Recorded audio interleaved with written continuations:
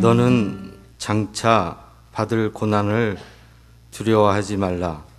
볼지어다 마귀가 장차 너희 가운데에서 몇 사람을 옥에 던져 시험을 받게 하리니 너희가 10일 동안 환난을 받으리라. 네가 죽도록 충성하라. 그리하면 내가 생명의 관을 내게 주리라. 아멘. 엄마, 왜 울어? 그래도 어머니는 아무 말 없이 계속해서 울면서 엎드려 있습니다. 영문을 모른 채 옆에서 아들이 계속해서 흔듭니다. 아니 엄마 왜 그러? 왜 이래? 그러나 어머니는 손만 내저으고 그저 계속해서 울고 있습니다. 어느 날 또 이 아이가 잠자리에서 낮에 이렇게 학교를 갔다 와서 잠을 자다가 이렇게 잠결에 누가 흐느껴 오는 소리를 들었습니다. 그래서 잠을 깨서는 돌아보니까 자기 어머니가 또 예전처럼 그렇게 울면서 엎드려 있는 것이었어요. 그래서 잠을 깨우고는 쫓아가서 아니 엄마 왜 그래 엄마 울지 마. 그러자 여전히 그 어머니는 손을 내저으면서 계속해서 웁니다. 가만히 그 소리를 들어보니 그 자식들 이름을 하나하나 불러가면서 기도하는 것이었어요. 이 어린아이가 늘 생각합니다. 왜 우리 엄마는 저렇게 울면서 기도를 해야 될까? 근데 그 어린아이가 어른이 되어서 보니까 자식 기르는 게 만만치 않은 걸 알게 됐고 또 그 어려운 상황 속에서 자식들을 잘 기르기 위해 하나님의 손에 맡겨드릴 수밖에 없었던 그런 상황을 다 이해하면서 그 어머니의 눈물이 그리워지는 것입니다. 성도 여러분, 여러분도 이런 어머니를 가지고 계시리라 믿습니다. 또 저도 역시 그렇습니다. 성경에 보면 신명기 5장 16절에 말하면 이렇게 말씀하셨습니다. 너는 내 하나님 여호와께서 내게 명령한 대로 내 부모를 공경하라. 그리하면 내 하나님 여호와가 내게 준 땅에서 내가 오래도록 살며 복되게 되리라. 이렇게 말씀하셨어요. 우리가 주님 주신 명령 안에서 부모를 섬기고 공경하면 이 땅에서 장수하면서 복되게 되겠다. 그런 말씀이지요. 오늘은 어머니 주일입니다. 이제 한 달 뒤가 되면 우리가 아버지 주일도 교회에서 지키게 됩니다. 오늘은 특별히 어머니들에 대해서 집중적으로 말씀을 나누려고 그럽니다. 여기에는 어머니 되신 분들도 있고 또 어머니를 가지신 분들이 있고 또 시어머니 또 친정어머니 두 분의 어머니를 가지신 분들도 있습니다. 내가 죽도록 충성하라. 그리하면 생명의 면류관을 내게 주리라. 이렇게 요한계시록 2장 10절에 서머나 교회 사람들을 향해서 말씀하셨고 오늘 우리들을 향해서 말씀하셨고 또한 더불어 오늘은 여성들, 특별히 여제자들을 향하여 그렇게 말씀하셨습니다. 이 말씀은 여러분이 잘 아시는 사랑의 원자탄이라고 알려진 손양원 목사님이라는 분이 여수애향원이라는 곳에서 사역하시다가 돌아가셨습니다. 그곳에 그 기념관이 지금도 서 있는데 그 기둥에 보면 내가 죽도록 충성하라. 그리하면 생명의 면류관을 내게 주리라 하고 큰 글씨로 그 위에 박혀져 있습니다. 사람들이 마치 이렇게 생각할 때에 그래 죽도록 충성하는 것 그리고 면류관을 받는 것 상급을 받는 것은 훌륭한 목사님들이나 그렇거나 훌륭한 어떤 순교자들이 그렇거나 혹은 남자들이 그런 거라고 자칫 우리는 그렇게 생각해 볼 때가 있습니다. 저는 남자로서 여성의 마음을 그 깊이까지는 모르겠어요. 여성 여러분에게 묻습니다. 내가 죽도록 충성하라. 그리하면 생명의 면류관을 내게 주리라 라고 할 때에 여러분이 얼마나 그 말씀이 깊이 와 닿는지를 이 시간 한번 생각해 보십시오.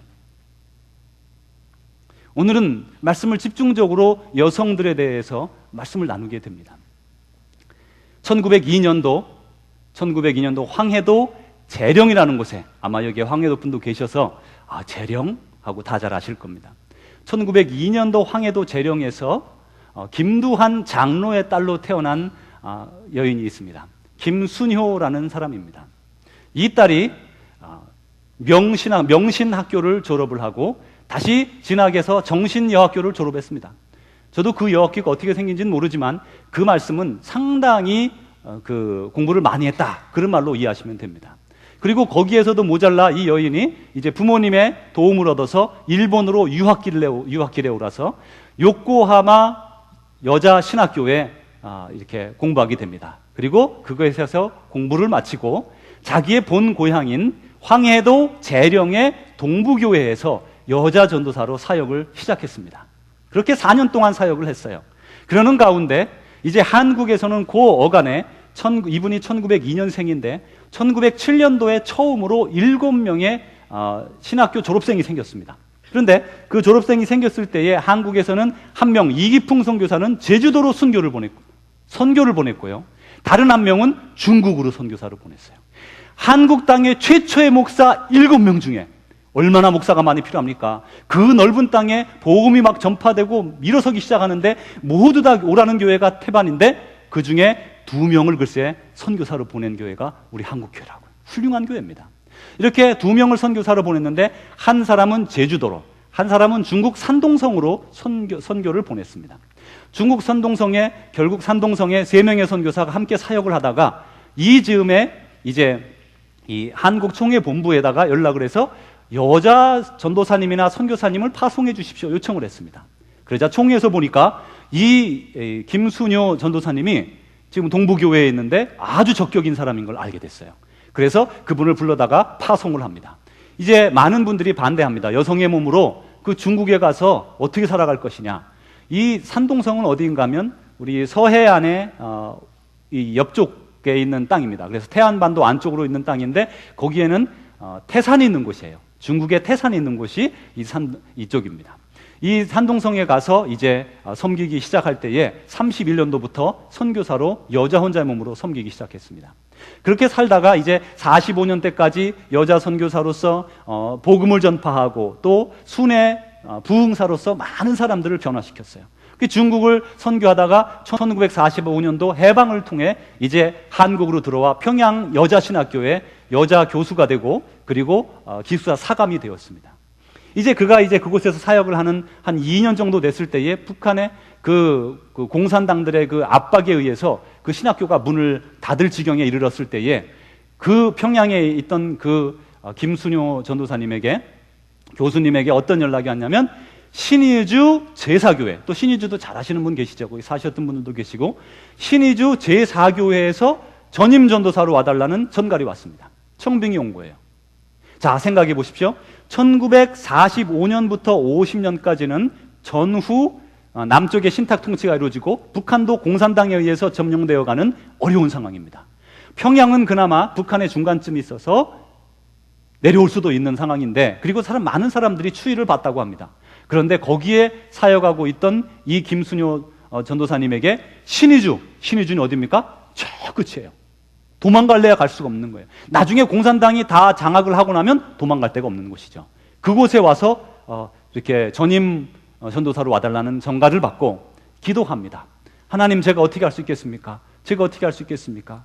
그러자 이제 그 딸이 그 하나님께 은혜를 입고 그리고 응답을 입고 가기로 합니다. 많은 사람들이 말렸습니다. 그때 이 딸이 이렇게 말합니다. 나는 전도하다 죽으러 북한으로 갑니다. 그리고 그가 그 북한으로 올라가서 몇 년간 사역하고 1951년 새벽 기도를 마친 어느 날 교회에서 나오는데 공산당들에 의해 끌려가서 고문 중에 숨지게 되었습니다. 우리가 마치 이렇게 생각하면 그런 순교하고 또 하나님을 충성되이 섬기는 것은 어떤 특별한 사람들, 남자고 여자고 이제는 관계없이 특별한 사람들의 전유물인 것처럼 생각되는데 그러한가라는 것을 이 시간 되짚어 보려고 하는 것입니다. 여제자된 여러분은 어떻게 살아가고 계십니까? 여러분의 믿음은 어떻습니까? 여러분은 어떻게 헌신하려고 합니까? 여러분 여기 장면을 보시면 여러분이 아주 익숙한 분이 나올 겁니다. 이것은 저도 이 돈을 아직 이렇게 제가 본 적은 없습니다. 이렇게 보면 꼭 외국 돈 같지 않습니까? 근데 이게 한국에서 나온 최근에 아마 수년 전에 나온 5만 원권 지폐입니다. 여기 있는 분이 누군지 다 아시죠? 모르는 분도 계시겠지만 이 여자분은 신사임당입니다. 신사임당은 이름이 좀 특이하지 않습니까? 이 신사임당의 아버지는 신정화인데 신태화인데 이 신태화와 이 씨가 결혼해서 낳은 딸입니다. 사임당, 이 이름은 그 당시 중국의 주나라에 3명의 여자들이 아주 황실에 유명한 그 훌륭한 귀감이 되는 여자들이 있었는데, 태사, 그리고 태사의 며느리로 들어온 태임, 태임의 며느리로 들어온 태강, 요 태자 3명 붙은 태사, 태임, 태강이 아주 여성으로서 훌륭한 이름난 사람이었다고 합니다. 그래서 이 아버지가 신명화 되는 이 아버지가 딸을 낳아놓고 임자, 태임의 임자를 써서 배울사, 태임을 본받으라는 이름으로 신사임당이라 이렇게 이름을 지었어요. 그리고 이 딸이 이제 강릉에서 자라게 됩니다. 이 신사임당은 우리에게 잘 알려진 바로는 교육을 잘한, 그래서 자녀를 잘 양육한 사람으로 알려져 있지 않습니까? 이분의 부모님들이 재밌습니다. 신명화와 또 그 부인 이 씨는, 이름은 알 수가 없어요. 이 씨라고만 기록이 되어 있는데, 이 씨는 결혼을 해서 이제 16년 만에 합해서 살게 되었습니다. 이 부인이었던 이 씨는 계속해서 본 어머니 댁에서 살다가, 그리고 부모님을 섬기고, 남편은 남편대로 결혼해서 남편 아버지를 자기 부모를 섬기다가 16년 만에 이 부인의 가정의 부모님들이 돌아가시고 나서 합하게 되었어요. 여러분, 장가 간다, 또 시집 간다, 그런 말씀 아시죠? 남자는 물론 장가 가고 여자는 물론 시집 가는 것 같지만 내용이 좀 다릅니다. 조선의 태종 15년, 그러니까 1415년입니다. 이때에 예조에서 혼인 풍습에 대해 조정에 보고한 것이 있습니다. 한번 들어보십시오. 전조, 다시 말하면 고려입니다. 고려의 옛 풍습 속에 따르면 혼인 예법은 남자가 여자의 집으로 장가들어. 뭐라 그래요? 남자가 여자의 집에 장가들어. 이게 바로 장가가는 거예요. 장가들어 아들과 손자를 낳아서 외가에서 자라게 합니다. 그래서 이 당시는, 한국은 원래가 예전부터 모계 사회가 연결이 되어서 고려시대까지 장가를 간 거예요. 그래서 집안에 딸을 낳으면 뒤에 채를 하나 더 지어서 이제 이 딸이 자라면 사위를 하나 데려올 거 아니에요. 그럼 거기서 살게 하려고 채를 하나 더 져놓습니다. 그래서 이제 그렇게 해서 거기서 아이를 자라게 하고, 그리고 손주까지 자라게 해서 쭉 그 손주를 할머니가 돌보고, 그리고 나중에 다시 돌아가게 되죠.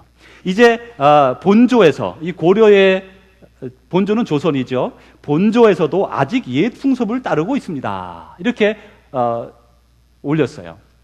그러니까 고려시대에 했던 풍습을 이 조선에서 바꾸기를 원했던 거예요. 근데 우리나라 고래로 장가를 갔다 이 말입니다. 장가를 간 건 뭐냐? 남자가 결혼을 하면 여자 집에 가서 결혼을 하고요. 그리고 거기에서 같이 사는 거예요. 우리는 대부분 생각할 때 여자들이 시집 와서 시집살이 하지 않습니까? 그렇게 알고 있잖아요.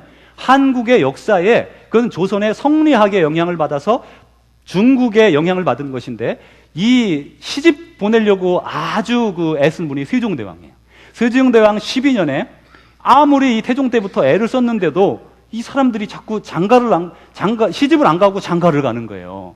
그러니까 이게 이제 이 세종이 먼저 모범을 보여서 숙신옹주라고, 그게 태종의 서녀로 난 딸이 있는데, 그 딸을 시집을 보낸 거예요. 처음으로 1호로 왕가에서 모범을 보여서 딸을 사위 집에 줘버렸습니다. 그렇게 안 했다는 거죠. 그런데 이제 그때로부터 이 신사임당이 결혼한 것은 거의 90여 년 뒤의 일입니다. 왕도 7명이나 바뀌었어요. 그래서 이제 이 신사임당이 이원수와 혼인을 했는데, 중종 17년에 1522년입니다. 1522년은 어느 때하고 비슷하냐면 이 서양에서, 독일에서 마틴 루터가 종교 개혁을 한 시대하고 비슷해요. 그러니까 마틴 루터가 살아갔던 시기하고 신사임당이 살았던 시대가 비슷하다. 나이가 비슷한 나이로 살았습니다. 이제 여기에 이 당시는 어땠냐면, 벌써 100년 가까이 시집 보내려고 애를 썼지만 조정에서 애를 썼는데 시집을 안 가는 거예요. 다 장가를 보내는 거예요, 계속. 그래서 이제 상당히 혼란했다고 합니다. 그래서 이제 여기서 이 신사임당의 부모도 그래서 16년 동안이나 장가 가서, 이렇게 장가 간 게 약간 이제 혼합돼서 부인은 부인 집에서 살고 16년 동안, 그리고 남편은 남편 집에서 살았어요. 그런데도 용하게 아이는 여럿을 낳아서 잘 길렀습니다. 이게 한 집은 강릉 살았고 한 집은 서울 살았어요. 이제 또 신사임당이 결혼을 했는데, 신사임당이 강릉에 살았습니다. 그리고 이원수는 서울 사람입니다. 둘이 결혼을 했는데, 이원수가 장가를 왔어요. 그래가지고 강릉으로 와서 결혼식을 했는데 거기서 지내다가 얼마 안 있어 그 아버지 신명화가 죽게 됩니다. 그 신명화가 죽으니까 보통 돌아가시면 3년 동안 상을 하잖아요. 한국에 옛날에 했지 않습니까? 근데 이 출가 외인은 안 한다. 우리는 그렇게 생각을 하고 또 출가 외인이라는 말이 입에 붙어 있지만 이 당시는 그런 게 없어요. 그래서 다른 사람보다는 좀 길게 이 신사임당은요 3년 동안 결혼해서 집에 머물러 있으면서 그 아버지 3년 상을 치렀습니다. 그동안 이원수는 어떻게 했어요? 좀 지내다가 자기 집으로 갔어요. 그리고 3년 상을 마치고 나서 처음으로 시댁에 가서 시어머니, 시아버지를 만났대요. 처음으로 3년 뒤에. 그리고 나서 가서 어머니를 만난 자리에서 뭐라고 말씀을 드렸는가 하면 신사임당이 어머니, 저희 아버지가 돌아가시고 3년상을 치르고 제가 어머니 혼자 남았는데 제가 강릉에 가서 어머니를 더 모셔야겠습니다. 그러니까 그 시어머니가 그래라. 이래가지고 다시 신사임당이 바로 집으로 돌아와서 자기 친정어머니를 16년 동안 섬기다가 어머니 돌아가시고 19년 만에 서울로 가서 이원수와 합방하여 살았습니다. 아들은 그래도 4남 3녀나 낳아서 잘 길렀어요. 우리가 이해할 수 없는 메커니즘이 거기 있겠죠. 하여간에 그래도 아이를 넷이나 낳았어요. 근데 이 네 아이가 이름이 어떻게 되냐면 이선, 이번, 이이, 이우 네 명의 아이인데 신사임당이 한국에 유명하게 된 것은 학자들의 말에 의하면 이이 때문이 아닌가 그렇게 말을 합니다. 이이가 워낙 훌륭한 학자다 보니까 그리고 그가 글을 썼는데 자기 어머니에 대해서 글을 상세하게 적어놨어요. 그래서 어머니의 내용을 지금 우리가 가지고 있는 어떤 여인에 대해서보다 자세히 또 아들이 썼으니 얼마나 잘 썼겠어요. 그러니까 그게 다 내려와서 지금 신사임당을 훌륭하다 이렇게 말을 합니다. 그런데 이 신사임당의 진짜로 자녀 양육이나 이런 것들을 여인으로서의 훌륭한 상은 어떤 교육을 잘했다 그런 거는 아니라고 이렇게 학자들은 생각합니다. 이제 이 신사임당이 글과 그림에 아주 등했습니다. 특별히 그림에는 천재적인 소질을 가져가지고 만충돈지하는 그러니까 벌레들을 잘 그렸어요. 그래서 꽃을 그려놓고 온갖 종류의 벌레를 그린 병풍이나 그림들이 워낙 많아서 지금도 많이 남아있다고 합니다. 그리고 그뿐 아니라 글을 너무나 잘해서 만약에 여자가 장원급제 시험을 볼 수 있었다면 당장에 1등으로 장원으로 합격했을 것이다. 다 그 시대 사람들이 얘기를 했대요. 그러니까 어머니가 머리가 좋아서 그리고 재능이 많아서 그 재능을 자녀에게 물려주었고 그리고 그 자녀가 그것을 받아들여서 잘 교육의 기회를 베풀었기 때문이지 특별한 교육을 한 것은 없다라고 이렇게 말을 합니다. 다시 말하면 한국의 조선의 여성들은 억압받은 적이 별로 없다 그런 말이에요. 여러분들은 시집살이하고 우린 시대가 여러분 그런 시대에 살았어요. 그렇죠? 참 힘들게도 시집살이 많이 했는데 며느리가 오니까 시집살이도 못 하겠네. 요새는 또 시집살이 못 시켜서 그러대죠. 고생한 분들 여기 많이 계세요. 근데 우리 한국에서는 고래로부터 여성들이 그처럼 고생을 안 했다 이 말이에요. 여러분들 생각에는 여성들이 맨날 짓눌리고 남성들에게 유린당한 것 같지만 우리 한국의 역사에서는 여성들은 상당한 지위를 가지고 살아왔어요.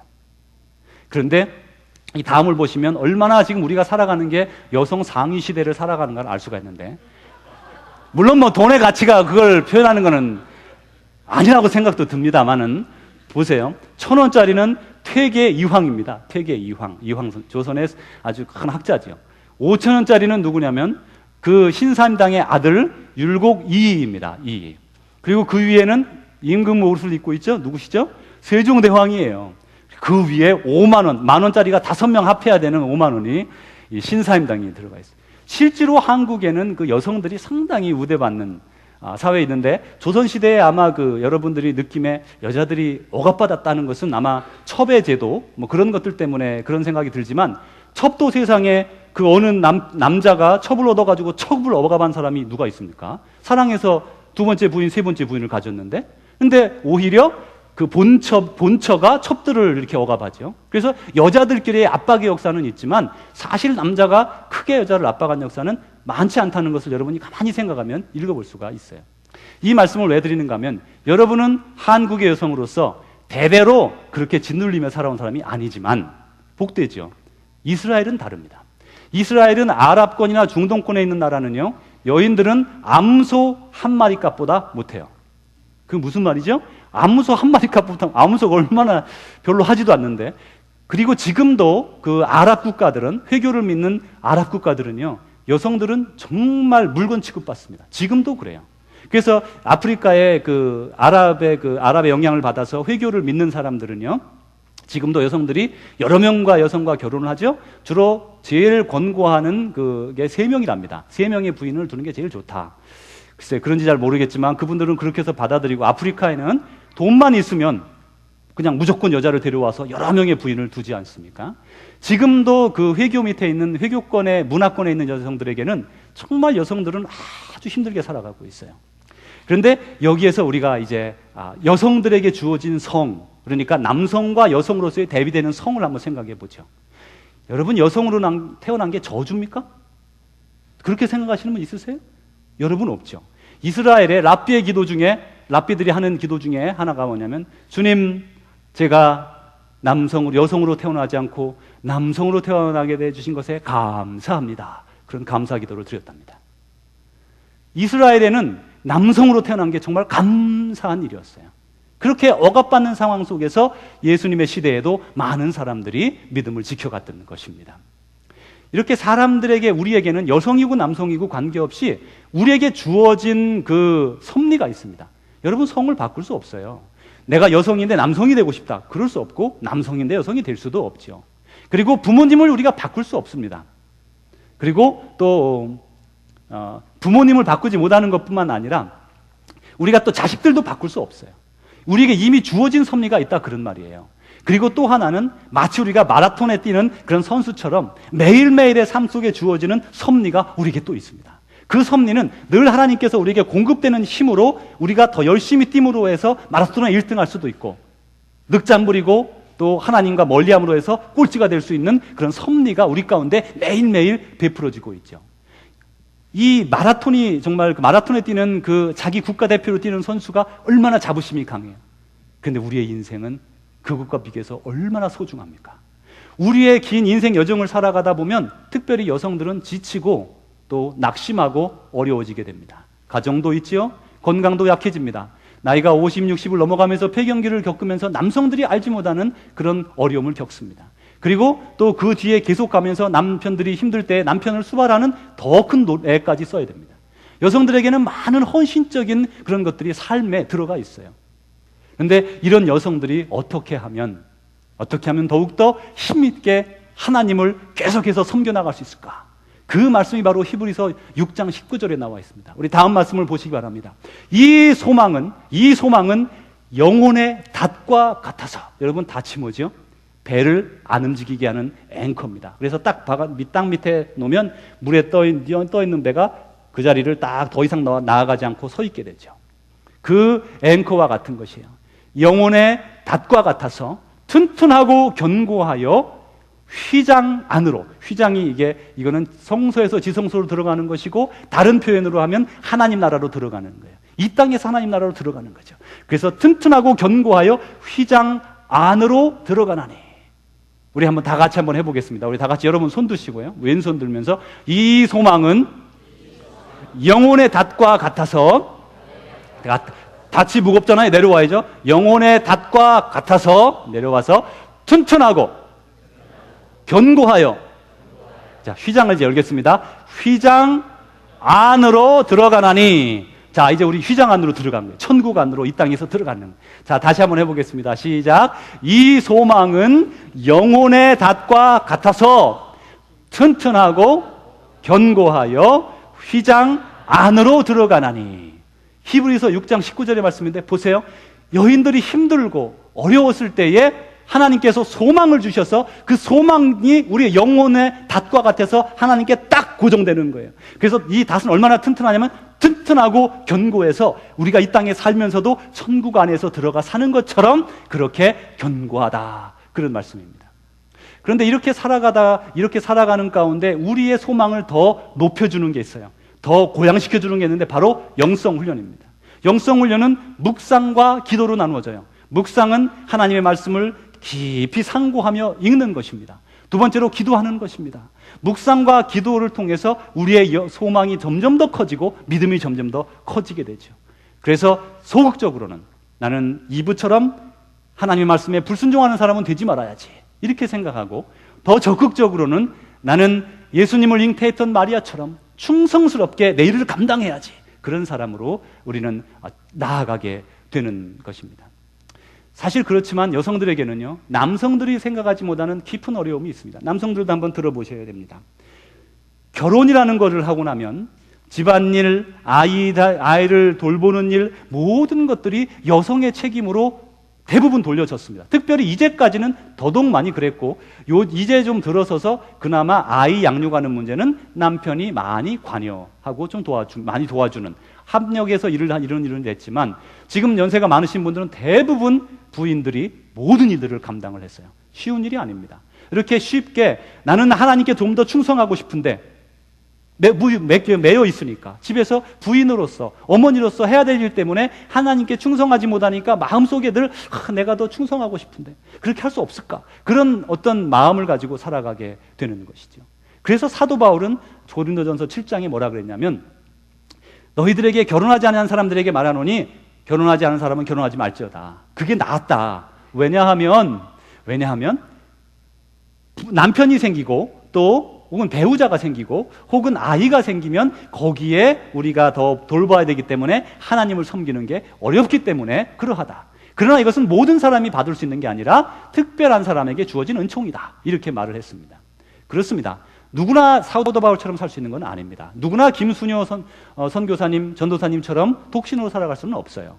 오히려 창세기 2장 24절에 보면 하나님께서 우리 사람을 남자가 그 부모를 떠나 아내와 연합하여 결혼하는 것이에요. 그것이 하나님께서 주신 당연한 은총입니다.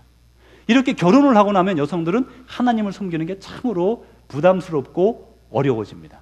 그러나 그렇다고 해서 포기하고 있을 수만은 없습니다. 특별히 성경 시대에 살아갔던 사람들, 예수님의 시대에 살아갔던 사람들은 아까 말씀드린 것처럼 억압받는 여성들이었습니다. 그들이 어떻게 섬겼는지를 보면서 우리가 마지막 결론으로 몇 가지를 살펴보면서 우리는 어떻게 주님을 섬겨야 될까, 어떻게 충성할까를 살펴보려고 합니다. 다음 말씀을 보면 첫 번째로 말씀을 묵상해야 됩니다. 제자된 여러분, 남자 제자들도 마찬가지지만 반드시 말씀을 묵상해야 돼요. 반드시 말씀을 묵상해야 돼요. 많은 분들이 일만 하면서 그걸로 내가 주님을 섬긴다 생각하는 사람들이 있습니다. 옳지 않습니다. 누가복음 10장에 보면 예수님이 이 베다니라 하는 곳으로 갈 때마다 예수님의 그 친구인 나사로의 집으로 갔습니다. 거기에는 두 여동생이 있었어요. 또 마리아와 마르다입니다. 그런데 이 마르다와 마리아가 예수님이 오시자 기쁘게 맞아서 막 잔치를 준비했어요. 그런데 마르다는 많은 음식을 준비하기를 원했습니다. 소위 우리말로 하면 뭐죠? 손이 컸어요. 손이 큰 여자예요. 그런데 마리아가 보기에는 아니 우리가 얼마 만에 예수님을 만나는데 지금 그거 준비한다고 너무 많지 않냐. 적당하게 간소하게 하고 들어가서 말씀을 듣자. 이렇게 제안을 합니다. 마르다, 나는 손 큰 사람으로서 많이 준비해서 예수님을 많이 먹여야 돼. 이렇게 생각을 했어요. 마리아, 한두 번은 도와주다가 나는 이제 들어가서 말씀 들을랜다. 그러니까 마르다가 화가 났죠. 이게 정말 들어가 저게? 그리고 이제 막 예수님한테 쟤 좀 내보내주세요. 막 그러잖아요. 옳지 않습니다. 성경에는 예수님이 말씀하신 바에는 마리아는 좋은 편을 택하였다. 물론 마르다의 사역이 의미가 없다. 그런 말이 전혀 아니지 않습니까? 여러분 아실 줄로 믿습니다. 가끔 우리 교회에서도 보면 어떤 행사를 치르거나 부흥회를 할 때 이런 일이 있었습니다. 어떤 분이 이제 우리 교회도 손 큰 분들이 있어요. 손도 크셔가지고 만약에 100g이 필요하면 200g을 하는 거예요. 남는 만큼을 해요. 그래가지고 그러려면 어떡하죠? 물론 분명히 남습니다. 그래서 싸가면 됩니다. 싸가면 되죠. 싸가는 거 제가 안 좋다고 그랬죠. 늘. 많이 하려면 어떻게 해야 되죠? 미리 와야 돼요. 2시간 일할 거 4시간 일해야 돼요. 그러다 보니까 우리가 늘 부흥회를 하면 한 11시 정도에 10시 정도에 오시는 분들이 있어요. 같이 와서 음식 만들고 저녁에 7시 반에 하는 집회를 위해서 온 거예요. 그리고 이제 음식 만들고 점심 같이 드시고 저녁 때까지 일하세요. 그리고 어떻게 하시죠? 집에 가죠. 부흥회는 참석을 안 해요. 여러분 그게 옳아 보입니까? 그거 맞아요 그거? 아니잖아요. 잠깐 와서 몇 시간 단기적으로 2시간이고 간단하게 요기하려고 그러지 누가 부흥회 마치고 막 포식하겠다는 사람 저 본 적이 없어요. 모르죠. 또 홈리스가 같이 왔다면 모르겠지만 그런 사람은 없습니다. 요즘에는 많이 먹어 문제지 적게 먹는 건 문제 없어요. 그래서 음식에 너무 탐욕하지 마십시오. 만들어주지도 마세요. 적당하게. 특별히 교회의 일은 남지 않도록 적당한 양으로 꼭 맞춰서 하십시오.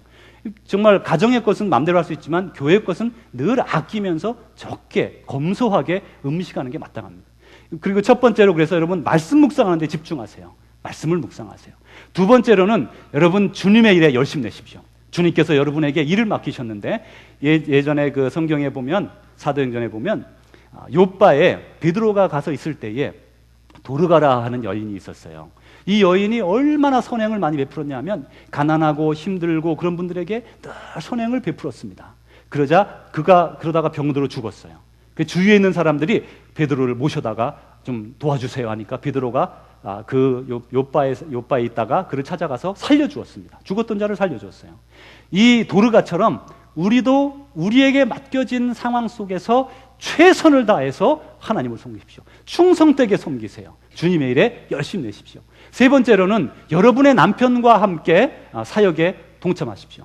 남편이 어떤 사역을 하면 힘차게 도와주십시오. 남편이 어떤 사역에 꿈을 꾸면 그 사역을 밀어주십시오.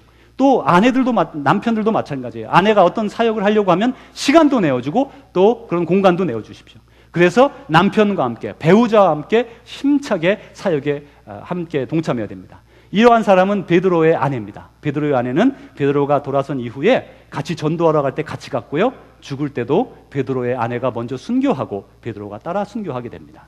또 그리고 브리스길라와 아굴라라는 사람이 있는데 브리스길라는 프리슬라라고 여자예요. 여자 이름이 먼저 성경에 나올 정도로 충성된 사람인데 이 아굴라의 부인으로서 함께 사역에 동참했던 사람입니다.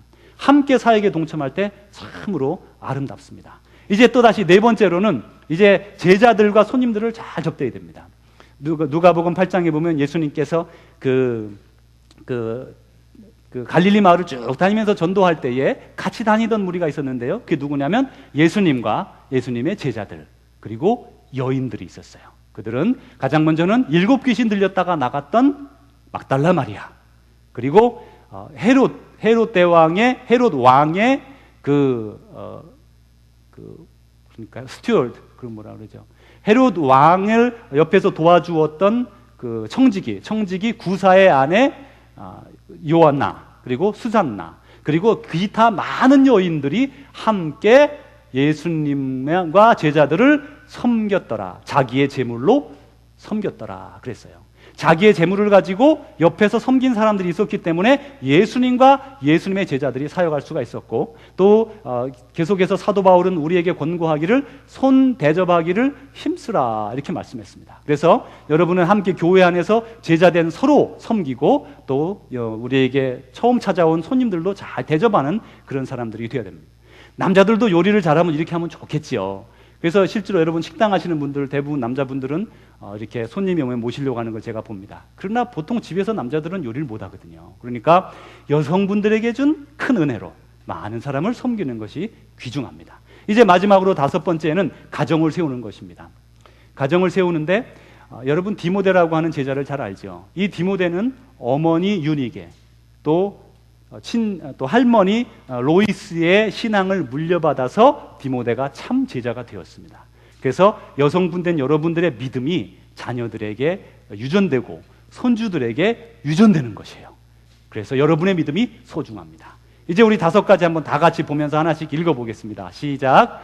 말씀을 묵상하세요. 주님의 일에 열심 내세요.